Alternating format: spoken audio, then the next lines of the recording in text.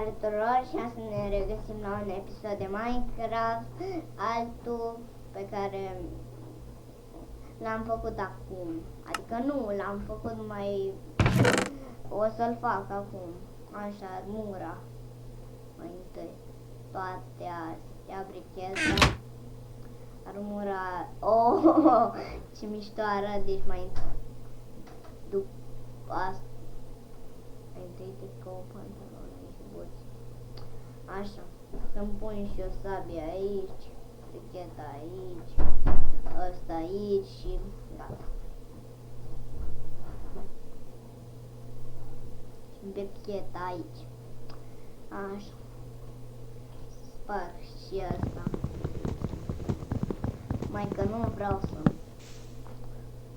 Așa. Eu vreau să mă arunc în apă, dar nu pot.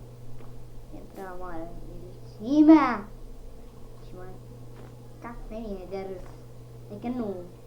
Adică... Așa. Deci nu mai îmi pasă acum. Mamă, e frică că cad.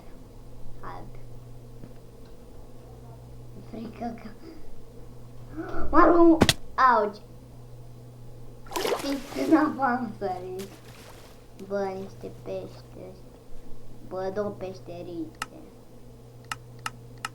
Așa, gata. Așa. Lemnul. Nu vreau să-mi iau acum.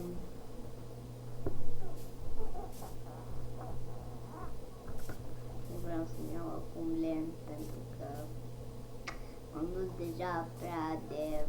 Uite, până acolo văd o casă. Nu știu alu cine e, dar merg pe shift.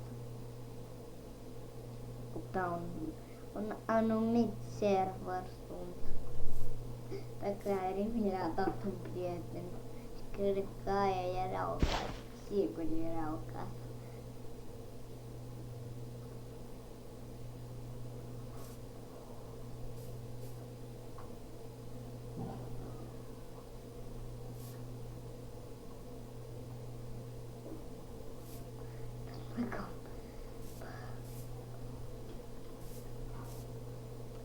De asta vreau să-mi fac și un portal către Nether, dar nu pot. Bă! Deci trebuia să...